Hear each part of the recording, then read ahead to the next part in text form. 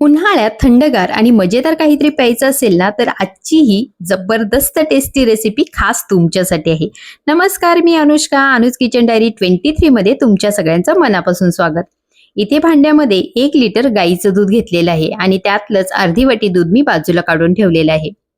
आता हे भांड्यातलं दूध आपण गरम करायला ठेवूया. या रेसिपीसाठी आपण गाईचंच दूध वापरणार आहोत. आता जे अर्धी वाटी दूध आपण बाजूला काढून ठेवलं होतं, त्याच्यामध्ये इथे मी 1 चमचावर व्हॅनिला कस्टर्ड पावडर मिक्स करून घेते. तुम्ही तुमच्या आवडीची कोणतीही कस्टर्ड पावडर याच्यामध्ये मिक्स करू शकताय. आता या रेसिपीसाठी लागणारं साहित्य आणि त्याचं प्रमाण मी डिस्क्रिप्शन मध्ये सुद्धा देते आणि व्हिडिओमध्ये सुद्धा सांगते, त्याच्यामुळे डिस्क्रिप्शन सुद्धा चेक करायला विसरू नका. कस्टर्ड पावडर आपली चांगली दुधामध्ये मिक्स करायची आणि याला बाजूला ठेवून द्यायचं. गॅसवरचं दूध सुद्धा आपण ढवळून घेऊया. आता हे दूध हलकं गरम होत आलं की याच्यामध्ये आपल्याला घालायची साखर. मी इथे पाऊण वाटी साखर घातलेली आहे. तुम्ही तुमच्या आवडीनुसार साखरेचं प्रमाण कमी किंवा जास्त करू शकता, पण पाऊण वाटी साखर या रेसिपीसाठी परफेक्ट प्रमाण आहे. आता साखर विरघळेपर्यंत आपण याला सतत असं ढवळून घेऊया. साखर विरघळल्यानंतर आपण याच्यामध्ये घालणार आहोत 1 वाटी शेवया. मी इथे भाजक्या शेवया वापरलेल्या आहेत. तुम्हाला जर साध्या शेवया वापरायच्या असतील तर त्या सुद्धा तुम्ही या रेसिपीसाठी वापरू शकता. आता या शेवया शिजायला जास्त वेळ लागत नाही. 3 ते 4 मिनिटातच या शेवया अगदी छान शिजल्या जातात. आता याला सुद्धा आपल्याला सतत ढवळत शिजवून घ्यायचं आहे.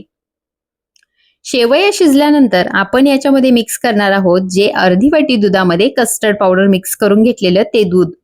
आता हे दूध घालताना मात्र आपण चमच्याने हे वाटीतलं दूध आधी हलवून घ्यायचं, कारण यातली पावडर जी आहे ती तळाला जाऊन बसते. त्याच्यामुळे चमच्याने आधी ती व्यवस्थित मिक्स करून घ्यायची आणि वाटीतलं दूध आपण आता हे ओतून घ्यायचं आणि मग लगेचच आपण भांड्यातलं दूध सुद्धा मिक्स करायचं.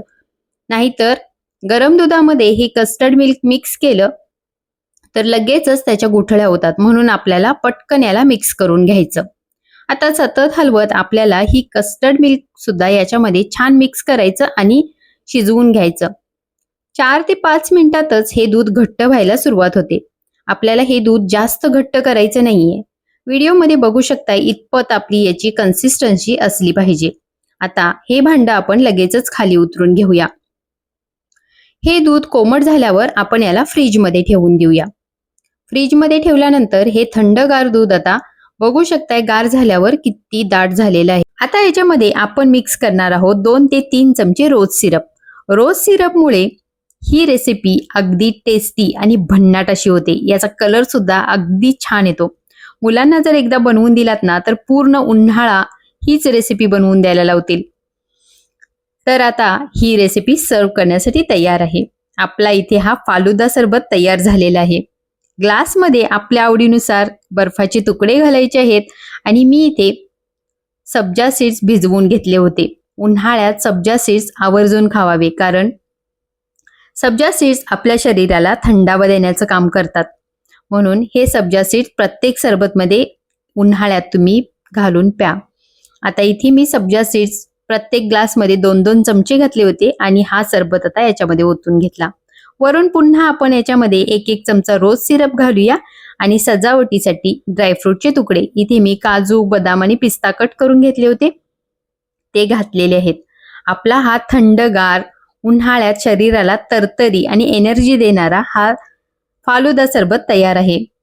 कोणी पाहुणे येणार असतील किंवा तुम्हाला काहीतरी थंडगार खायचं मन झालं तर हा फालुदा सरबत या उन्हाळ्यात नक्की ट्राय करा. रेसिपी कशी वाटली ते कमेंटमध्ये नक्की सांगा. शेवटपर्यंत रेसिपी बघितल्याबद्दल तुमच्या सगळ्यांचे मनापासून धन्यवाद. चॅनलला सबस्क्राईब करा, रेसिपीला 1 लाईक करा आणि भेटूया आता आपण नेक्स्ट रेसिपीमध्ये. तोपर्यंत सगळ्यांना नमस्कार.